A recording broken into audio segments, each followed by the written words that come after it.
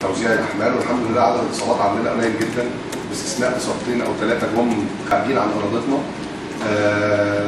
وبنوزع الاحمال بشكل جيد جدا. فما عندناش مشكله في القصه دي خالص. ضغط المباريات لازم تشتغل معاه بشكل معين وبجدول معين وبحمل معين احنا عارفينه كويس جدا. انتوا عارفين طبعا انا كنت بلعب في انجلترا كنا بنلعب مباراه كل 3 ايام ومباراه ساعات كل يومين، فعارف ازاي نوزع الاحمال بشكل جيد جدا. واعتقد ان اللعيبه سعداء بالمستوى الحمل التدريبي اللي هم بياخدوه ونوعيه التدريب اللي هم بيتمرنوها معانا. وده واضح جدا من خلال لو انت اتفرجت على فريق نادي الزمالك هتلاقي ان هو اكتر فريق عنده ضغوط بدني وتواجد بدني وجاهزيه بدنيه في الدوري المصري.